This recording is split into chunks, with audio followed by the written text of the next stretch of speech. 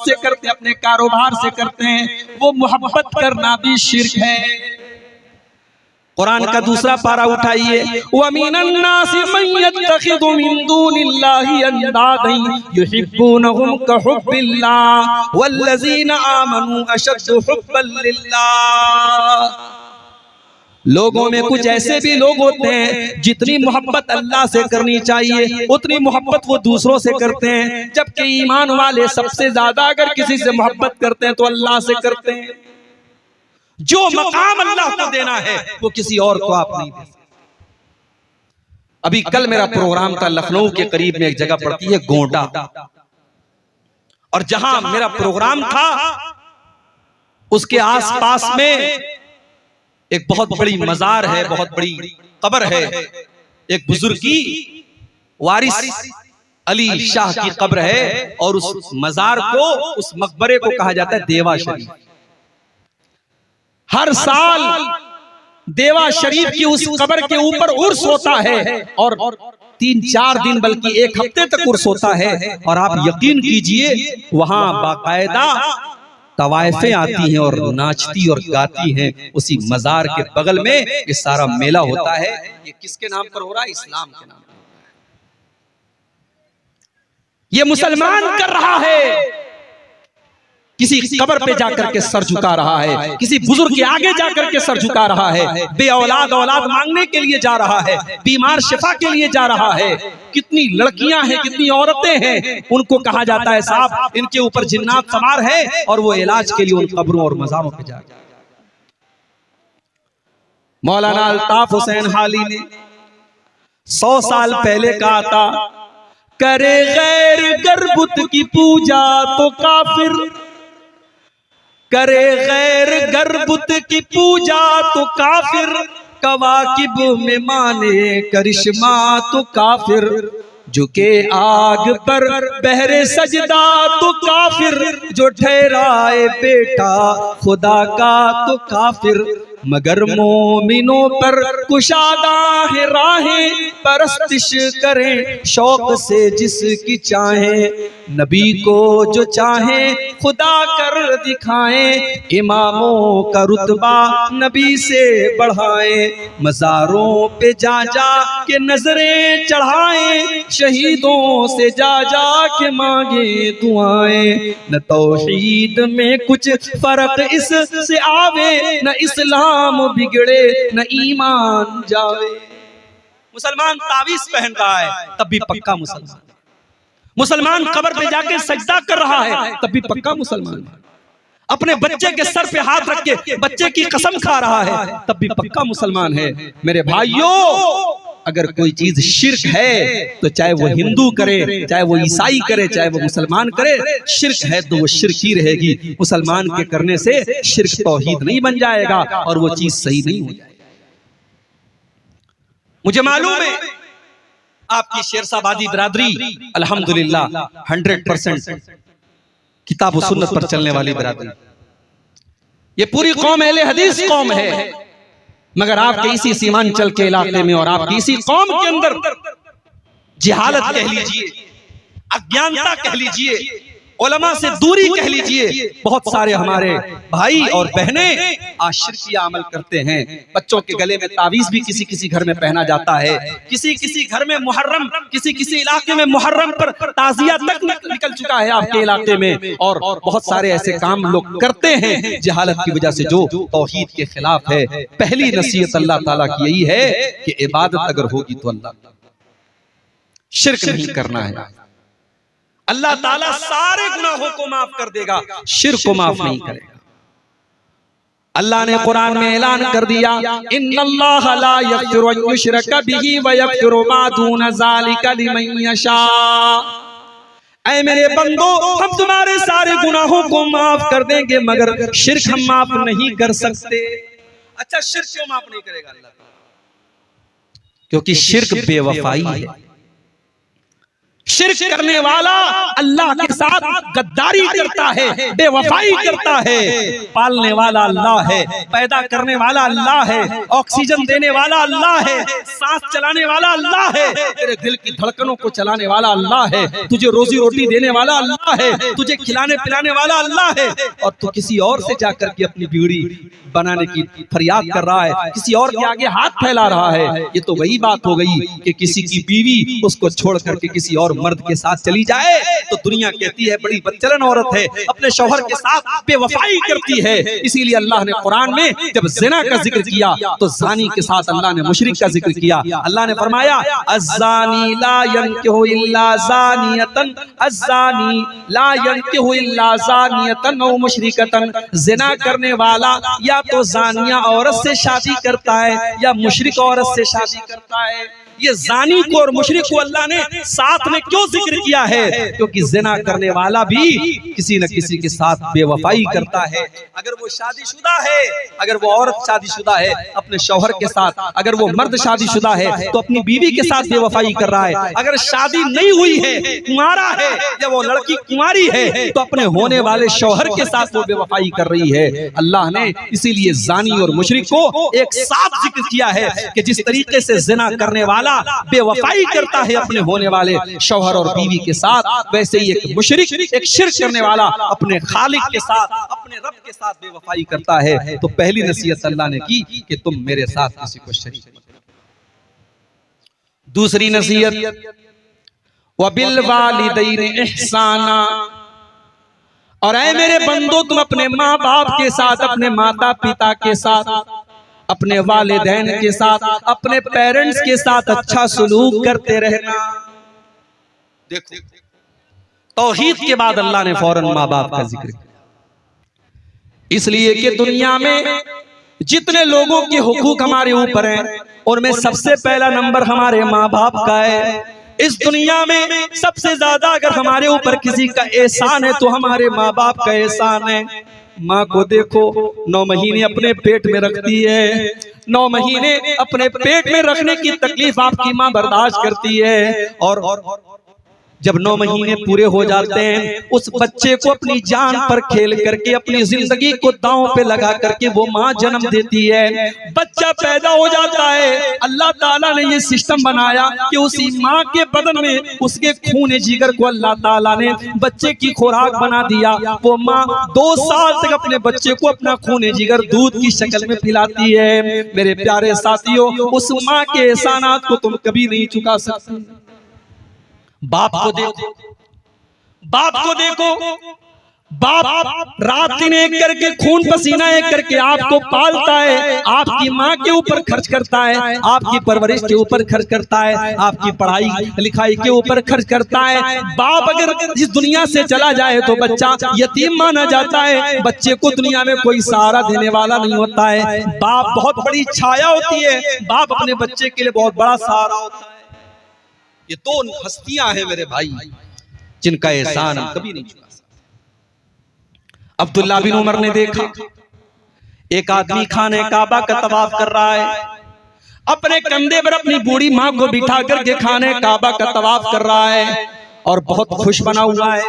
जब उसने तवाफ को कंप्लीट कर लिया, 7 चक्कर उसने खाने काबा के लगा लिए, अपनी माँ को कंधे पर बिठा करके उसने तवाफ करा लिया, उसने उमरा करा लिया, उसने हज कंप्लीट कर लिया। अब्दुल्ला बिन उमर के ऊपर नजर पड़ी, कहता है कि अब्दुल्ला इब्न उमर, आज मैंने अपनी माँ का हक अदा कर दिया।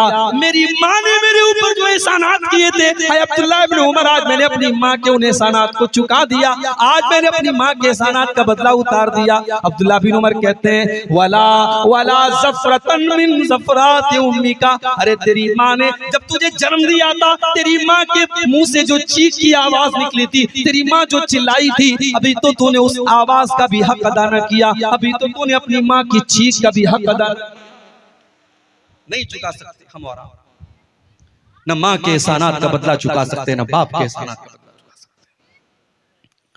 इसीलिए अल्लाह ताला अपनी तौहीद का ऐलान करने के बाद दूसरा हुक्म क्या दे रहा है, वह बिल वालिदैन इहसाना, अपने माँ बाप के साथ मरते दम तक भलाई करते रहो। इम्मा यबलुगन्ना इंदकल किबरा अहदुहुमा औ किलाहुमा फला तकुल लहुमा उफ्फिन, अगर तुम्हारे वालिदैन में से कोई एक तुमको बुढ़ापे में मिल जाए या दोनों बुढ़ापे में मिल जाए, अगर दोनों मिल गए तब तो अच्छी बात है, और एक अगर चला गया, माँ चली गई बाप बचा, बाप चला गया तो माँ बची, जब एक बचाए तो वो तो और ज्यादा तुम्हारी मदद का हकदार है, वो तो और ज्यादा तुम्हारे प्यार का हकदार है। वो अगर अकेला हो गया, कल तक बुढ़िया मौजूद थी, बूढ़े को कोई तकलीफ होती थी बुढ़िया से शेयर कर लेता था, बूढ़ी माँ को कोई तकलीफ होती थी अपने शौहर से शेयर कर लिया करती थी। आज शौहर का इंतकाल हो गया, वो बुढ़िया वो माँ आज अकेली हो गई, वो रात में किसी के साथ अपने दुख दर्द को बयान नहीं कर सकती। इसलिए अल्लाह ने पहले एक का जिक्र किया, फरमाया इम्मा यबलुगन्ना इंदकल किबरा अहदुहुमा औ किलाहुमा, अगर किसी एक को तुम बुढ़ापे की हालत में पालो या दोनों को बुढ़ापे की हालत में पालो, फला तकुल लहुमा उफ्फिन, तो खबरदार अपनी बूढ़ी माँ को, अपने बूढ़े बाप को तुम कभी उफ भी मत कहना, उफ भी मत कहना। अरबी जबान में किसी को तकलीफ पहुंचाने के लिए सबसे हल्का अगर कोई लफ्ज है उफ है। अल्लाह ने कहा कि उफ भी मत कहना, यानी तकलीफ पहुंचाना, उनसे बदतमीजी करना, उनकी आंखों में आंसू लाना तो बड़ी दूर की बात है। तुम्हें अपनी जुबान से कोई ऐसा लफ्ज भी नहीं निकालना है जिससे तुम्हारी माँ को तकलीफ पहुंचे, तुम्हारे बाप को तकलीफ पहुंचे।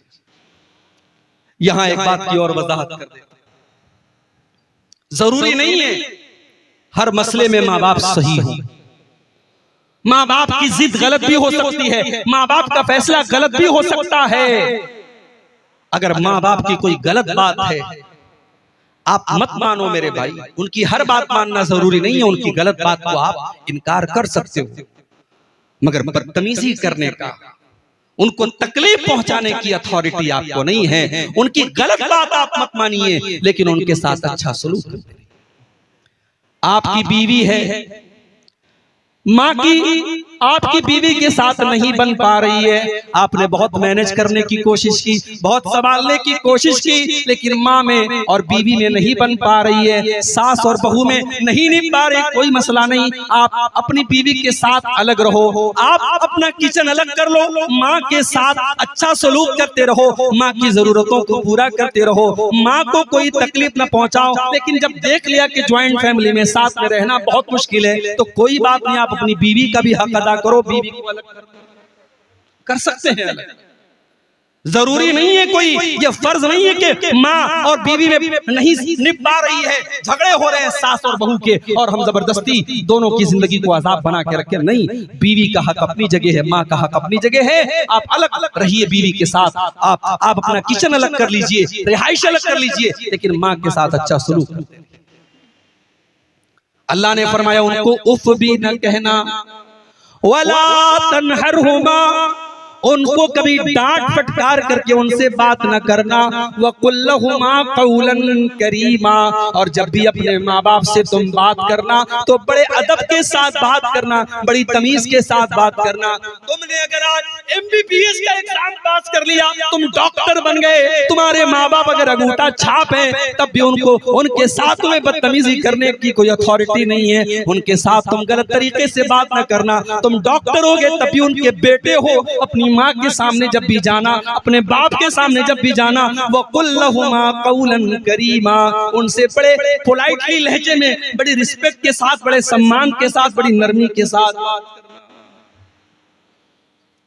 और आगे क्या फरमाया, वक़्फ़िज़ लहुमा जनाह ज़ुल्लि मिनर रहमा, जिस तरीके से परिंदा आसमान से जब उतरता है, जमीन पर जब आता है तो अपने परों को समेट लेता है, अपने माँ बाप के लिए अपने परों को समेट लिया करो, यानी अपने माँ बाप के लिए अपने आप को टाइट न बनाओ, अपने आप को हार्ड न बनाओ। दुनिया में जितना भी नाम कमा लो, जितनी भी दौलत कमा लो, अपने माँ बाप के लिए हमेशा अपने आप को सॉफ्ट बना के रखो, अपने आप को नरम बना के रखो।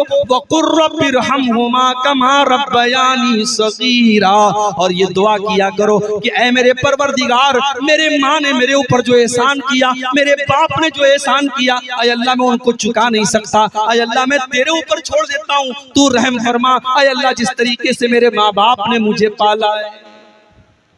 मगर आज का नौजवान तो माशाअल्लाह मोबाइल चलाने में एक्सपर्ट है, मोबाइल चलाने में एक्सपर्ट है, लेकिन अपनी माँ और बाप के मरने के बाद इस काबिल भी नहीं है कि जनाजे की नमाज खड़े होकर के अपने माँ बाप की जनाजे की नमाज पढ़ सके।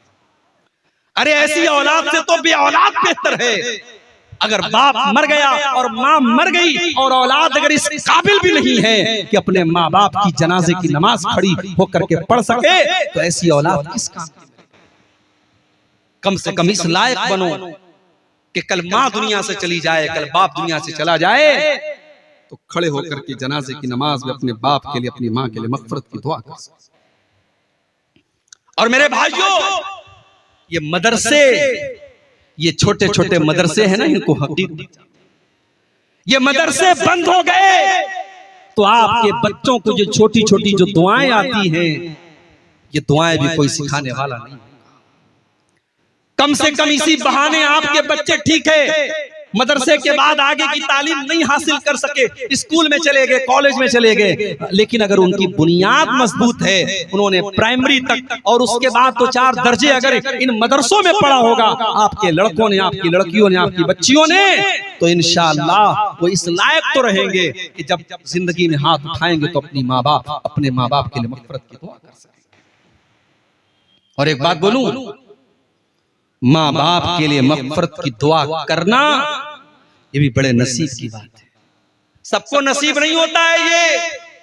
इब्राहीम अलैहिस्सलाम इतने बड़े नबी हैं, उनका बाप मुशरिक था, उनका बाप आज़र मुशरिक था, और इब्राहीम अलैहिस्सलाम अपने बाप से वादा करते हैं कि अब्बा जान मैं आपके लिए अल्लाह से माफी मांगूंगा, मैं अल्लाह से मग़फ़िरत की दुआ करूंगा, लेकिन अल्लाह ने मना कर दिया।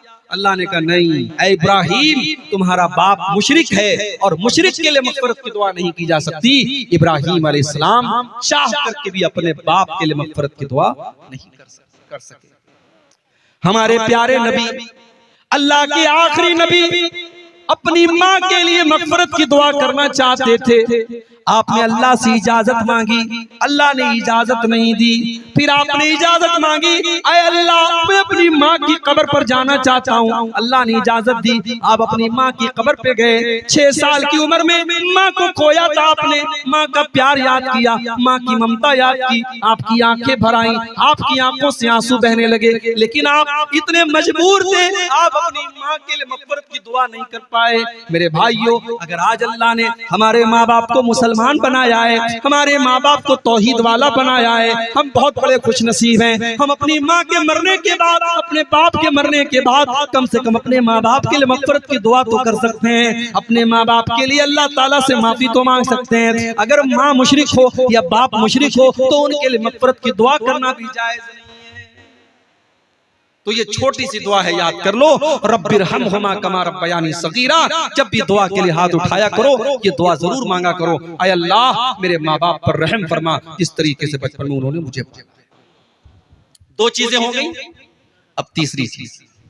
अच्छा, तीसरी चीज बयान करने के पहले अल्लाह ताला ने बीच में एक और बात बयान। कभी कभी ऐसा भी होता है कि हम अपने माँ बाप के साथ अच्छा सलूक करते हैं, मगर माँ हमसे खुश नहीं रहती, बाप हमसे खुश नहीं रहता। हमारा दिल साफ है, हम खुश रखने की कोशिश कर रहे हैं, लेकिन माँ नहीं खुश रह रही है, बाप नहीं खुश है। उस सूरत में क्या किया जाए? अल्लाह ने इस सवाल का भी जवाब दिया। रब्बुकुम आलमु बिमा फी नुफूसिकुम इन तकूनु सालिहीना फइन्नहु काना लिल अव्वाबीना गफूरा। ऐ मेरे बंदो, अगर तुम्हारा दिल साफ है, अगर तुम्हारी नीयत साफ है, अगर तुम अपने माँ बाप को खुश करना चाहते हो, तुम्हारे दिल में कोई चोर नहीं है, तुम्हारे दिल में कोई खोट नहीं है, तो कोई बात नहीं, अल्लाह ताला तुमको माफ कर देगा। अगर माँ तुमसे खुश नहीं हो पा रही है, बाप तुमसे खुश नहीं हो पा रहा है, तुम अपनी तरफ से भरपूर कोशिश कर रहे हो, तो कोई बात नहीं, तुम अल्लाह ताला से माफी मांगो, अल्लाह माफ कर देगा, उसमें तुम्हारी कोई खता नहीं है। उसके बाद तीसरा हुक्म, व आतिज़ल कुर्बा हक़्क़हु वल मिस्कीन वब्नस सबील। अपने रिश्तेदारों को उनका हक दिया करो, और गरीबों को उनका हक दिया करो और मुसाफिरों को उनका हक दिया करो। पहले रिश्तेदार का जिक्र, रिश्तेदार का जिक्र किया। भाई साहब, आप बड़े दान पुण्य करने वाले हैं, मदरसे में आपने 1 लाख रुपया चंदा दे दिया, आपका सगा भाई बीमारी में मुब्तला हो गया, कैंसर जैसी बीमारी में मुब्तला हो गया, हॉस्पिटल में लाखों का खर्च है, बैंक से लोन लेकर के वो बेचारा इलाज करवा रहा है, और आपको अल्लाह ने करोड़ों नवाजा है, आप अपने भाई की मदद नहीं कर पाए। ऐसी दौलत किस? आपने मदरसों में, मस्जिदों में और गरीबों को बहुत दिया। अगर आपका अपना रिश्तेदार, आपका भाई, आपका भतीजा, आपका कोई करीबी रिश्तेदार है और वो अगर जरूरतमंद है तो वो सबसे ज्यादा हकदार है आपकी ज़कात का, आपके सदका खैरात का, आपके दान का। अल्लाह के नबी फरमाते हैं, अस्सदक़तु अला ज़िर्रहिम सिंतान सदक़तुन व सिलतुन। अगर अपने रिश्तेदार को ज़कात दोगे, अपने रिश्तेदार को सदका दोगे तो डबल सवाब मिलेगा, ज़कात का भी सवाब मिलेगा, सदका का भी सवाब मिलेगा, और रिश्तेदार के साथ रिश्ता जोड़ने का भी सवाब मिलेगा। आपके माल में रिश्तेदार का भी हक है मेरे भाई। इसलिए जब मदद करो तो रिश्तेदारों को खास तौर से तरजीह दो कि आपके रिश्तेदारों में कौन जरूरतमंद है। उसके बाद फरमाया वल मसाकीन, और गरीबों की मदद करो, वब्न सबील, और जो मुसाफिर बन करके तुम्हारे घर पे आया है, मेहमान बन के घर पे आया है, उस मेहमान की इज्जत करो, उस मुसाफिर को अगर मदद की जरूरत है उसकी मदद करो। यहाँ तक कि अगर कोई मुसाफिर आया है, जरूरतमंद है, तो आप ज़कात की रकम में से भी उसकी मदद कर सकते हैं। अल्लाह ने ज़कात के फंड्स में से भी मुसाफिर का जिक्र किया है। अगर कोई मुसाफिर है, सफर में बेचारा लुट गया, पिट गया, तो उसकी मदद आप ज़कात की रकम से भी दे सकते हैं। तो ये तीसरा हुक्म अल्लाह ने दिया कि रिश्तेदार को दो, गरीबों को दो और मिस्कीनों। चौथा हुक्म, वला तुबज़िर तबज़ीरा, और ऐ मेरे बंदो तुम फजूल खर्ची न करना, तुम नाजायज जगहों पर पैसे खर्च न करना, हराम जगहों पर अपना माल खर्च न करना। यहाँ अल्लाह ने क्या लफ्ज इस्तेमाल किया? तबजीर। आप लोग खेती करने वाले किसान लोग हैं, आप बड़ा अच्छे तरीके से समझेंगे इसको। तबजीर का लफ्ज बना है बज्र से, और बज्र कहते हैं बीज को। अगर आपने बीज को खेत में सही जगह डाला है तभी खेती होगी, वरना खेती नहीं होगी। अल्लाह ने माल को बीज करार दिया है। माल कोई वेस्ट चीज नहीं है, आप अपने माल को बर्बाद नहीं कर सकते, माल को सही जगह इस्तेमाल करो। इसीलिए उलमा कहते हैं कि अगर आप फजूल खर्ची करते हैं, मिसाल के तौर पर आपकी ताकत 1000 रुपए का कपड़ा पहनने की है, लेकिन आप 2000 का कपड़ा पहन रहे हैं, आपकी ताकत 1000 रुपए का खाना खाने की है, लेकिन आप 2000 का खाना खा रहे हैं, तो ये फजूल खर्ची है, ये इसराफ है। लेकिन हराम जगह पर 1 पैसा भी खर्च करना ये तबजीर है, और यहाँ अल्लाह ने तबजीर करने से मना किया। फरमाया वला तुबज़िर तबज़ीरा, नाजायज जगहों पर, हराम जगहों पर अपना माल खर्च न करना। इन्नल मुबज़्ज़िरीन कानू इख़वान शयातीन वकान शैतानु लिरब्बिही कफूरा। फजूल खर्ची करने वाले, हराम जगह पर पैसा खर्च करने वाले, शराब पर पैसा लुटाने वाले, जिना पर पैसा लुटाने वाले, लड़कियों पर नाजायज पैसा खर्च करने वाले, हराम जगहों पर पैसा खर्च करने वाले, वो शैतान के भाई। आज होता है किसी लड़की से ताल्लुक कायम हुआ, अब वो लड़की इससे कह रही मेरे मोबाइल का रिचार्ज कर दो, ये फट से रिचार्ज कर दो। घर में छोटा भाई छोटी बहन, उसके मोबाइल का रिचार्ज खत्म हो गया, वो 10 बार कह चुका है ये रिचार्ज नहीं करता है, और वो लड़की जिससे ताल्लुक कायम है उसने 1 बार का इसने फट से रिचार्ज कर दिया। क्यों? क्योंकि यहाँ गलत ताल्लुक है, यहाँ नाजायज ताल्लुक है। हराम जगह पर 1 पैसा भी खर्च करना ये तबजीर है, और अल्लाह ने कहा कि तबजीर करने वाले शैतान। ये माल हमारा नहीं है मेरे भाई, ये माल अल्लाह का है, हमें इस्तेमाल करने के लिए मिला है। ये माल हमारी प्रॉपर्टी नहीं है, ये अल्लाह की प्रॉपर्टी है। ये माल अल्लाह ने हमें इस्तेमाल करने के लिए दिया है। इसीलिए क़यामत के दिन 5 सवालों का जवाब दिए बगैर हम कामयाब नहीं हो सकते। उन 5 सवालों में ये सवाल भी किया जाएगा, वअन मालिही मिन ऐन इक्तसबहु व फीमा अनफक़हु, तूने माल कहाँ से कमाया था और कहाँ खर्च किया था। कहां से कमाया, आपका सोर्स ऑफ इनकम क्या था और आपने कहां खर्च किया, आपको उसका भी हिसाब देना है। माल आप ये समझ करके खर्च ना करें हम आजाद हैं, जहां चाहे वहां खर्च कर सकते हैं। माल के खर्च का भी हिसाब आपको अल्लाह क्या देना। चार चीजें होंगी। अब उसके बाद पांचवी चीज, आपके घर पे कोई आया, मदरसे के लिए आया, मस्जिद के लिए आया, कोई गरीब आया, कोई साइल आया, कोई यतीम आया। अभी आपके पास पैसा नहीं है, अभी आपका हाथ टाइट बना हुआ है, आप परेशान हैं, आपके पास अभी उस गरीब की मदद करने के लायक पैसा नहीं है। अब आप क्या करेंगे? क्या आप उस गरीब के साथ बदतमीजी करेंगे? क्या उसको धक्का दे करके निकाल देंगे? जैसे मुंबई वगैरह में और बड़े बड़े शहरों में होता है, हमारे जो मदरसे के चंदा लेने वाले बेचारे मौलवी हजरात जाते हैं, कभी वो मंजर आप जाकर के देखिए तो आंखों में आंसू आ जाए। जिस तरीके से फकीरों की लाइन लगी रहती है, भीख मांगने वालों की लाइन लगी रहती है, मदरसे के लिए सफीर हजरात ये अपना झोला लेकर के और रसीद लेकर के लाइन लगा करके खड़े रहते हैं और उनको ज़कात इस तरीके से दी जाती है जैसे भीख बांटी जा रही है। याद रखो मेरे भाई, आप ज़कात दे रहे हैं, कोई एहसान नहीं कर रहे हैं। आपको अगर अल्लाह ने 1 लाख का मालिक बनाया है, 1 लाख में 2500 रुपया आपको ज़कात देना है। अगर अल्लाह ने आपको 1 करोड़ का मालिक बनाया है, 1 करोड़ में 2.5 लाख रुपया आपको ज़कात देना है, और वो ज़कात अल्लाह का हक है, आपके माल में अल्लाह का हक है। अगर कोई ज़कात लेने के लिए आपके घर पे जा रहा है, उसका एहसान मानिए, उसके साथ बदतमीजी मत कीजिए। अल्लाह ने फरमाया व इम्मा तुरिज़न्ना अनहुम इब्तिगा रहमतिन मिर रब्बिका तरजुहा फकुल लहुम क़ौलन मैसूरा। अगर किसी गरीब को देने के पास तुम्हारे पास उस गरीब को देने के लायक पैसा नहीं है, तुम्हारा हाथ अभी टाइट बना हुआ है, तो उसको बड़े प्यार से, बड़ी नरमी से उसको टाल दो। उससे कहो कि बाद में आ जाना, अभी मेरे पास ताकत नहीं है। उससे झिड़क करके, उससे बदतमीजी के साथ बात मत करना।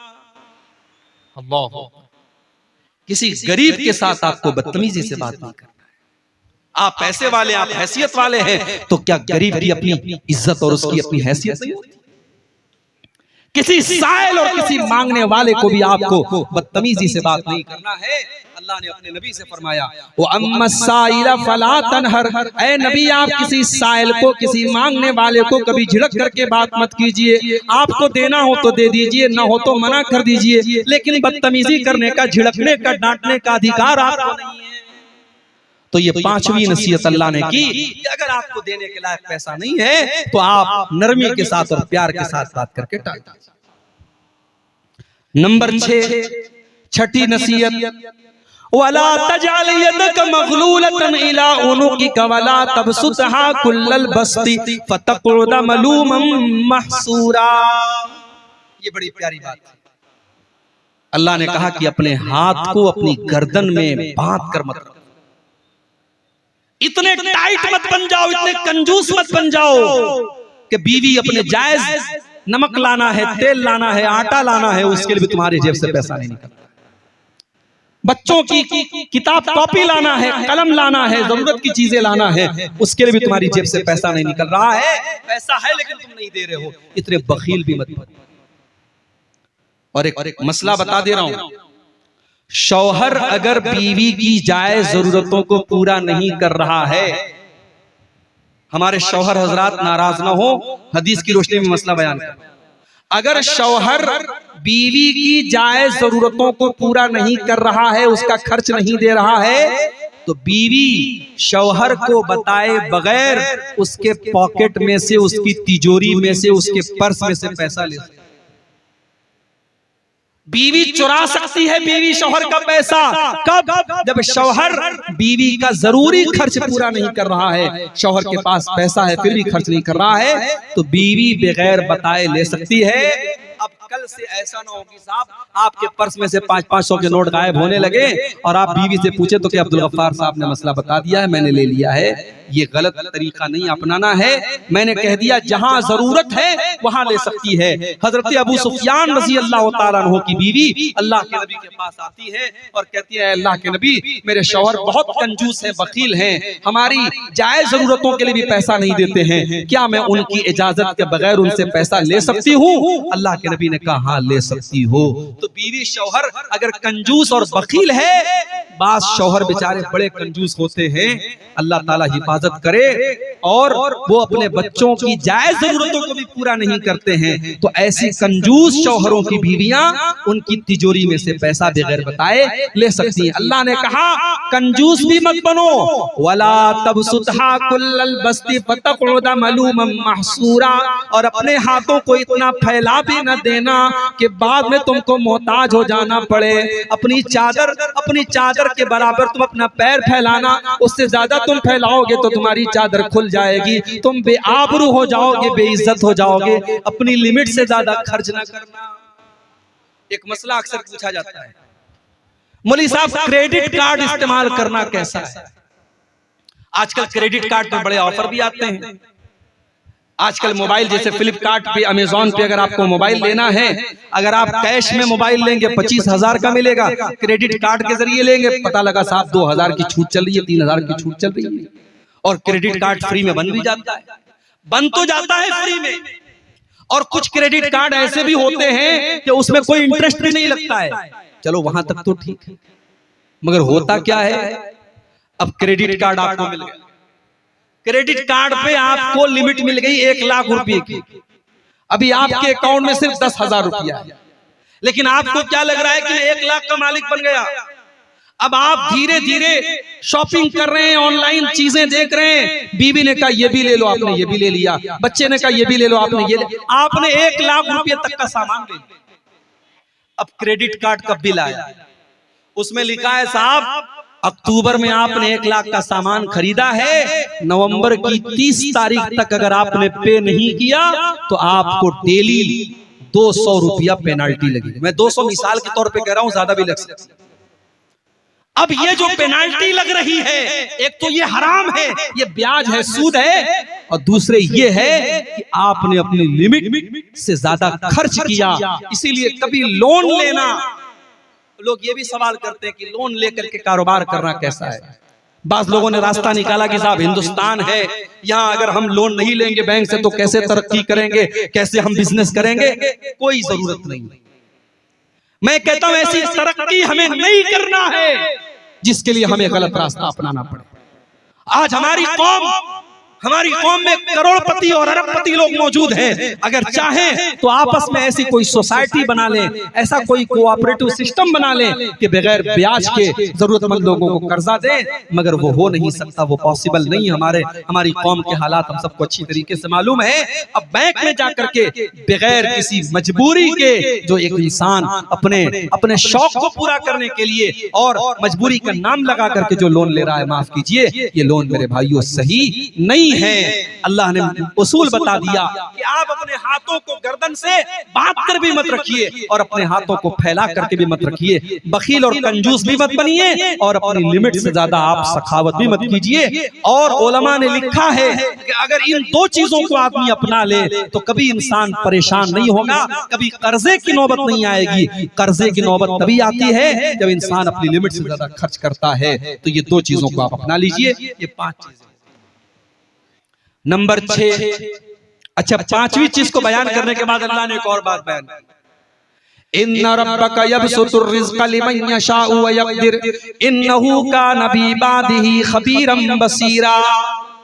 ऐ दौलत वालों, कहीं तुम्हारे दिल में ये एहसास न पैदा हो जाए कि मेरे पास दौलत है इसलिए मैं बहुत अच्छा हूं, और किसी गरीब को ये न लगे कि मेरे पास दौलत नहीं है इसलिए अल्लाह मुझसे नाराज हो गया है। नहीं नहीं, कभी कभी अल्लाह काफिरों को भी दौलत देता है, अल्लाह मुशरिकों को भी दौलत देता है, अल्लाह शराबियों को भी दौलत देता है, अल्लाह ज़ानियों को भी दौलत देता है। इन्ना रब्बका यबसुतुर रिज़्क़ लिमन यशाउ व यक़दिर, अल्लाह जिसको चाहता है रोजी खोल करके देता है और जिसको चाहता है रोजी तंग कर देता है। अल्लाह की रोजी का निजाम उसके हाथ में है। आप जरूरी नहीं है कि आप अल्लाह को नाराज करें तो आपको रोजी न मिले, और जरूरी नहीं है कि आप बहुत मुत्तकी और परहेजगार है तो आपको रोजी मिले।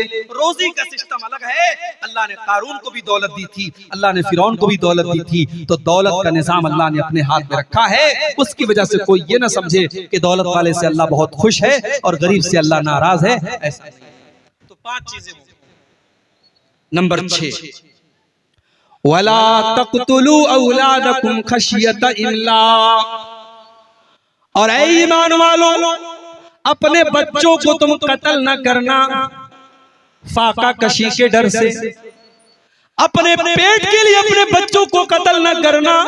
नहनु नर्ज़ुकुहुम व इय्याकुम, तुम्हारे बच्चों को भी रोजी हम देते हैं और तुमको भी रोजी हम ही देते हैं। इन्न क़त्लहुम काना ख़ितअन कबीरा, औलाद को कत्ल करना बहुत बड़ा गुनाह है।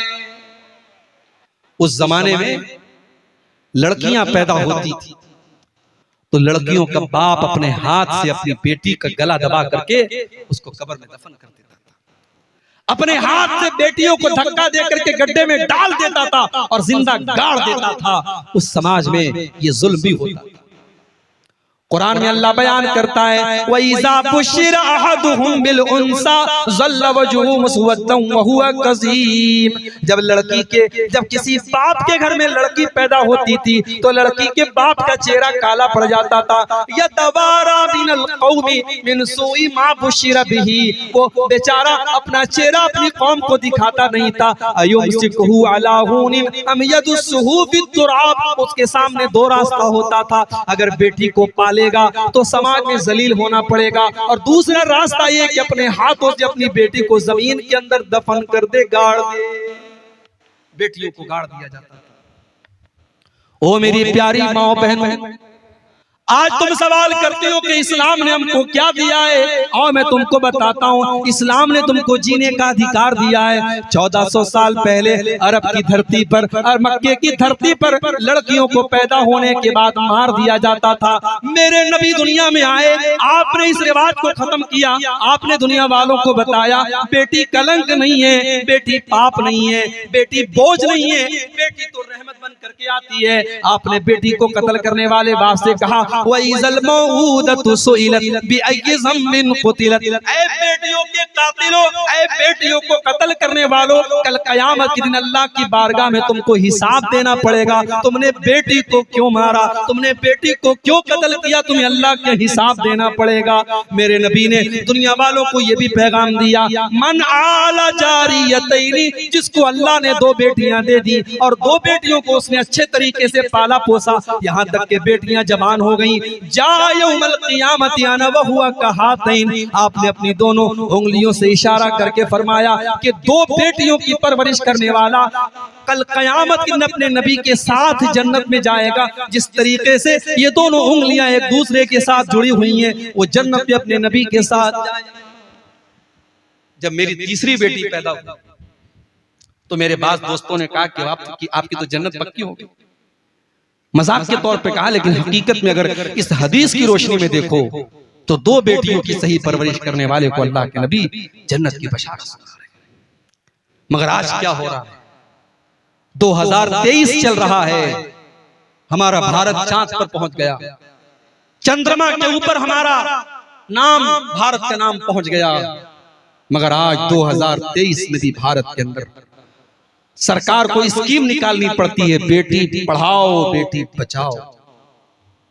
बेटी बचाओ का नारा क्यों लगाना पड़ता है, कभी आपने गौर किया?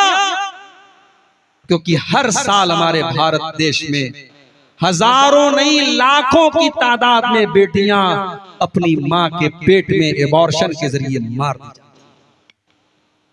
डॉक्टरों के यहाँ लिखा हुआ देखा होगा आपने, हमारे यहाँ लिंग की जांच करना अपराध है हमारे यहाँ, यानी माँ के पेट में लड़का है कि लड़की, हमारे यहाँ जांच नहीं होती है, लिखा होता है। मगर टेबल के नीचे डॉक्टर लोग भी सेटिंग कर लेते हैं, अल्ट्रासाउंड होता है, पता चला लड़की पैदा होने वाली है। बीवी से कहता है नहीं, 4 बेटियां मेरे पास ऑलरेडी मौजूद हैं, इनकी कैसे शादी करूंगा, इनके जहेज का इंतजाम कैसे करूंगा, मुझे नहीं चाहिए लड़की। और डॉक्टर से कहता है इसका एबॉर्शन कर दो, और मां के पेट में वो लड़की मार दी जाती है। और बेदर्दी और बेरहमी इस कदर होती है मेरे भाइयों, अगर आप एबॉर्शन का वीडियो जाकर के यूट्यूब पर देख लें तो शायद आपकी आंखों से आंसू आ जाए। उस गरीब बच्ची को, उस मासूम बच्ची को, उसका क्या कसूर था मेरे भाई, उसको बोटी बोटी बनाकर और कीमा कीमा बनाकर उसको माँ के पेट में मार दिया जाता है। मैं तो कहता हूँ आज का इंसान 1400 साल पहले दौरे जाहिलियत के इंसान से भी गिरा हुआ इंसान है। कम से कम उस दौर का इंसान अपनी बेटी को पैदा होने देता था, बेटी को दुनिया की शक्ल देखने देता था। आज का इंसान इतना जालिम है, अपनी बेटी को पैदा भी होने नहीं देता। बेटी पैदा होती ही, बेटी के पैदा होने के पहले ही माँ के पेट में बेटी को काट काट के उसके टुकड़े टुकड़े करके मार दिया जाता है। मेरे भाइयों, अल्लाह कह रहा है खबरदार अपनी औलाद को कत्ल। और एक बात और कहूंगा, शेरशाबादी कौम में तालीम की बड़ी कमी है। ठीक है, आपके यहाँ बहुत माशाअल्लाह डॉक्टर भी हुए, इंजीनियर भी हुए, आप ही की बरादरी के एक आलिम मदीना मुनव्वरा में उन्होंने दर्स भी दिया, डॉक्टर अमानुल्लाह मदनी, ये सारी चीजें उपलब्धि है हमारे पास। मगर आज ओवरऑल अगर आप बात करें हमारी इस बरादरी में आज तालीम की बड़ी कमी है। बेटा जहां कुछ करने के काबिल हुआ 14-15 साल का, बाप ने जल्दी से काम पे लगा।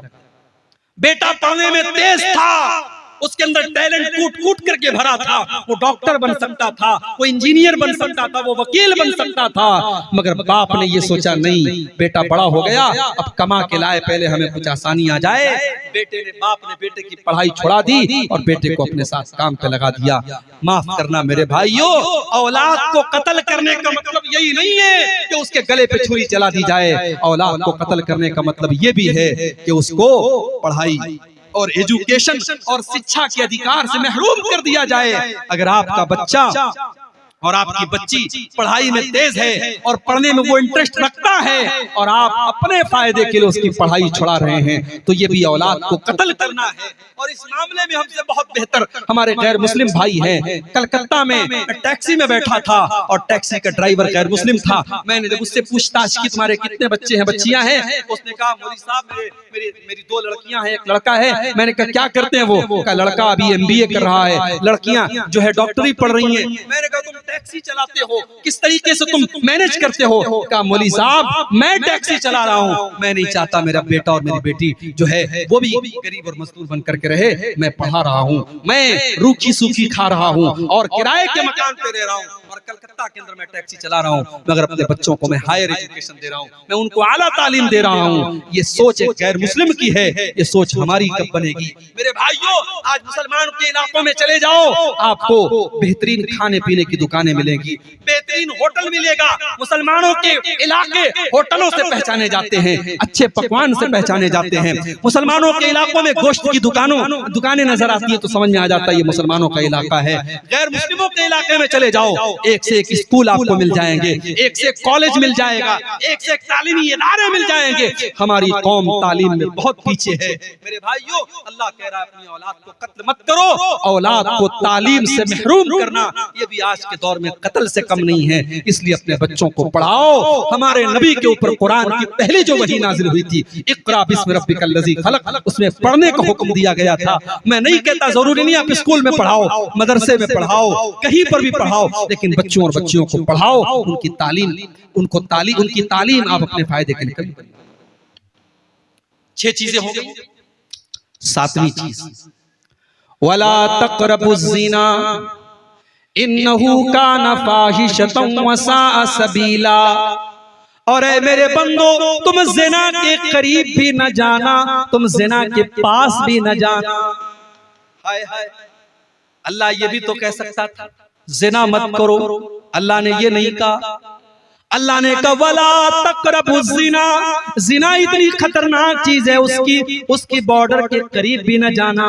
नेपाल की बॉर्डर पर आप चले जाओ, अभी बॉर्डर शुरू भी नहीं हुआ है, अभी आप इंडिया के अंदर मौजूद हैं, लेकिन बीएसएफ के खेमे लगे हुए हैं, बॉर्डर के जो सिपाही उनके खेमे लगे हुए हैं, बॉर्डर की सुरक्षा करने वाले सिपाहियों की वहां पे उनके खेमे लगे हुए हैं, जो ये बता रहे हैं कि बॉर्डर करीब आ चुकी है, अब यहाँ संभल करके रहना है। आप बॉर्डर पर कोई हथियार लेकर के नहीं जा सकते, कोई इलीगल चीज, कोई गैर कानूनी चीज लेकर के नहीं जा सकते।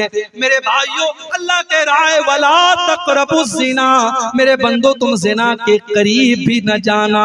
लड़की बन संवर करके घर से निकल रही है, लिपस्टिक लगाकर, पाउडर लगाकर, सज धज करके, सवर करके निकल रही है, अपने जिस्म की नुमाइश करके निकल रही है। मेरे भाइयों, क्या वो ज़िना की दावत नहीं दे रही है? क्या वो दुनिया वालों को ये आमंत्रण नहीं दे रही है, ये दावत नहीं दे रही है? वो लोगों, देखो मैं कितनी खूबसूरत हूँ, मेरे हुस्न का दीदार करो, मेरे जिस्म का दीदार करो, मेरे शरीर को देखो, वो ज़िना की दावत दे रही है। अल्लाह कह रहा है वला तक़रबु ज़िना, ऐ मुसलमानों तुम ज़िना के करीब भी न जाओ। मुसलमान लड़की जब घर से निकले तो अल्लाह के नबी फरमाते हैं वो खुशबू लगा करके न निकले, वो खुशबू लगा करके भी न निकले। अगर मस्जिद में जाना है, नमाज पढ़ने जाना है, तो नमाज पढ़ने के लिए भी वो खुशबू लगा करके नहीं जा सकती।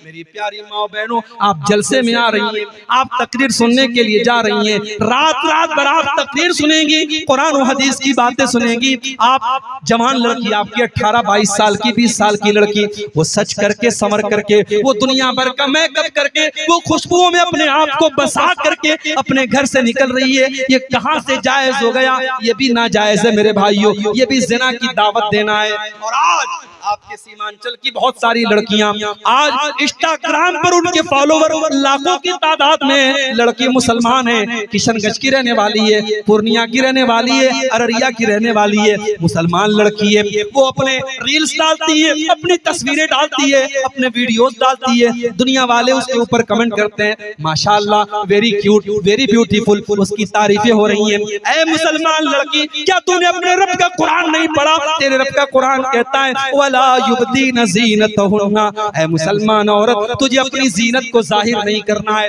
तू सर से पैर तक जीनत है, तुझे अपना चेहरा भी दुनिया वालों के सामने नहीं दिखाना है। तेरे जब तू पाँव चले, जब तू जमीन पर चले, तो तेरे पायल की झंकार भी गैर मर्दों तक नहीं जानी चाहिए। कुरान कहता है वला यज़रिबना बिअरजुलिहिन्ना, ऐ मुसलमान औरतों, जब तुम चला करो तो अपने पाँव को जमीन पे जोर जोर से मार करके न चला करो, तुम्हारे पायल की झनकार भी गैर मर्दों के कानों तक नहीं जानी चाहिए। ज़िना के करीब नहीं जाना। घर में ज्वाइंट फैमिली सिस्टम है, देवर भी उसी घर में रहता है, भाभी भी उसी घर में रहती है। भाभी किचन में काम कर रही है, देवर जाके हंसी मजाक कर रहा है, भाभी को टच कर रहा है, भाभी को छू रहा है, भाभी से वल्गर बातें कर रहा है, भाभी को भी कोई फर्क नहीं पड़ रहा है। भाभी देवर के सामने जैसे तैसे बैठी हुई है, जैसे तैसे अपने कपड़े को संभाल भी नहीं रही है। क्या ये ज़िना की दावत देना नहीं है? मेरे भाइयों, अल्लाह के नबी फरमाते हैं इय्याकुम वद्दुखूल अलन निसा, जो औरतें तुम्हारे लिए गैर महरम है, गैर महरम औरतों से अकेले में न मिला करो, तन्हाई में न मिला करो। देवर अपनी भाभी से अकेले में न मिले, जीजा अपनी साली से अकेले में न मिले, तन्हाई में न मिले। क्यों? साहबा ने पूछा अल्लाह के नबी, क्या देवर अपनी भाभी से भी नहीं मिल सकता? क्या जीजा अपनी साली से भी नहीं मिल सकता? आपने फरमाया अल्हम्दु अल मौत, देवर अपनी भाभी के लिए मौत के समान है, जीजा अपनी साली के लिए मौत के समान है। आज कितने रिश्तों में आज जीजा साली के दरमियान अवैध संबंध चल रहे हैं, कितने घरों में भाभी और देवर के बीच में नाजायज ताल्लुकात पनप रहे हैं। मेरे भाइयों, कुरान कह रहा है वला तक़रबुज़ ज़िना, तुम ज़िना के करीब भी न जाना। ये तो देवर तो गैर महरम है। लड़की जवान हो गई, अपने सगे भाई के सामने भी, अपने बाप के सामने भी, अपने ससुर के सामने बहू को भी अपना दुपट्टा अपने सीने पर रखना है। ये नहीं कि चलो ये तो मेरा बाप है, ये तो मेरा भाई है, ये तो मेरा बेटा है। कुरान कहता है वल यज़रिबना बिखुमुरिहिन्ना अला जुयूबिहिन्ना, ऐ मुसलमान औरतों, अपने गरेबानों पर अपना दुपट्टा हमेशा रखा करो। अपने घर में अपने महरम रिश्तेदारों के सामने भी तुम्हें अपना दुपट्टा अपने सीने पर रखना है। लड़की कॉलेज जा रही है, ठीक है, कॉलेज में पढ़ाने वाला टीचर मर्द है, जेंट्स है, वहां उससे टीचर से बात करना है। लड़की दुकान पे सामान लेने गई, दुकानदार जेंट्स है, मर्द है, उससे बात करना है। किसी गैर महरम से बात करने की जरूरत पड़ गई, मोबाइल पर किसी कंपनी वाले का कॉल आ गया, किसी मर्द का कॉल आ गया, बात करना है। अब अल्लाह ने उस गैर महरम से, उस मर्द से औरत बात कैसे करेगी, अल्लाह ने उससे बात करने का सलीका भी कुरान में बताया। फरमाया फला तक़ज़ाना बिल क़ौलि फ़यत्मअल्लज़ी फ़ी क़ल्बिही मरज़ुन। ऐ मुसलमान औरत, किसी गैर महरम से तू ऐसे लहजे में बात न कर कि उसके दिल में तेरे लिए पुलाव पकने लगे, उसके लिए तेरे दिल में उम्मीदें पलने लगे। तू कड़क लहजे में बात कर, तू सख्ती के साथ बात कर। तू किसी से मोबाइल पर भी अगर कभी बात करे तो तेरी बात में नरमी नहीं होनी चाहिए, तेरी बात में मिठास नहीं होनी चाहिए। सोशल मीडिया का जमाना है, लड़कियों की आईडी है फेसबुक के ऊपर, इंस्टाग्राम के ऊपर। इंस्टाग्राम की चैटिंग में आकर के लड़का कहता है अस्सलाम वालेकुम मेरी बहन, ये कहती वालेकुम अस्सलाम मेरे भाई। कभी अपने सगे भाई से इतने प्यार से बात नहीं की थी जितने ये इंस्टाग्राम वाले भाई से बात कर। 2-4 दिन तक वो भाई रहता है, फिर वो कहता है तुम्हारी आवाज सुनने का मन कर रहा है। ये इधर से वॉइस आवाज भेजती, अपनी आवाज में कुछ बोल करके भेजती। माशाअल्लाह तुम्हारी आवाज तो बहुत खूबसूरत है, हालांकि निहायत बेकार आवाज है, मगर यहाँ तो पुलाव पक रही है। इश्क और मोहब्बत की लड़की की तारीफ करता है, लड़की खुशी के मारे फूले नहीं समा रही है, फिर फोटो भी भेज रही है, फिर वीडियो भी भेज रही है, फिर मुलाकात का अपॉइंटमेंट भी मिल जाता है, लड़का लड़की मुलाकात भी करते हैं। और व्हाट्सएप और फेसबुक और इंस्टाग्राम की एक चैटिंग होटल के किसी कमरे में जाकर के बंद होती है। मेरे भाइयों, ये सोशल मीडिया का इस्तेमाल, मैं ये तो नहीं कहता कि लड़कियों के लिए हराम है, मगर मेरी बहनों, अगर आपने जरा सी भी अगर किसी को अपनी उंगली पकड़ाई तो कलाई पकड़ने में देर नहीं लगेगी। ये मर्द औरत का रिश्ता चिंगारी की तरह है, इसलिए अल्लाह ने कहा वला तक़रबुज़ ज़िना, ज़िना के करीब भी न जाना, अगर जाओगे तो जल करके भस्म हो जाओगे। इतना बड़ा गुनाह है ज़िना। अगर कुंवारा ज़िना करे तो इस्लाम कहता है 100 कोड़े मारे जाएंगे, लड़की को भी 100 कोड़े मारे जाएं, लड़के को भी 100 कोड़े मारे जाएं। भारत का कानून कहता है अगर आपस की सहमति से ज़िना हुआ है तो उसमें कोई आपत्ति नहीं है, कोई गुनाह नहीं है। इस्लाम ये कहता है अगर ज़िना हुआ है, अवैध संबंध कायम हुआ है, निकाह के बगैर अगर रिश्ता कायम हुआ है, लड़के को भी 100 कोड़े मारे जाएं, लड़की को भी 100 कोड़े मारे जाएं। कुरान कहता है वलियशहद अज़ाबहुमा ताइफतुम मिनल मोमिनीन, जब ज़िना की ये सजा दी जाए तो पब्लिक के सामने दी जाए, अलल ऐलान दी जाए, किसी बंद कमरे में न दी जाए। इतना बड़ा गुनाह है। और अगर जिना करने वाला शादीशुदा है, मैरिड है, विवाहित है, या वो औरत शादीशुदा है, किसी की बीवी है और उसने जिना किया है, तो इतना बड़ा गुनाह है कि अल्लाह के नबी कहते हैं पत्थरों से मार मार के रज्म कर दिया जाए, उस मर्द को खत्म कर दिया जाए, उस औरत को खत्म कर दिया जाए। उन्हें जीने का अधिकार नहीं है क्योंकि उन्होंने इतना बड़ा गुनाह किया है। लेकिन ये बात याद रखिए, ये सजा इस्लामी कानून के तहत दी जाएगी।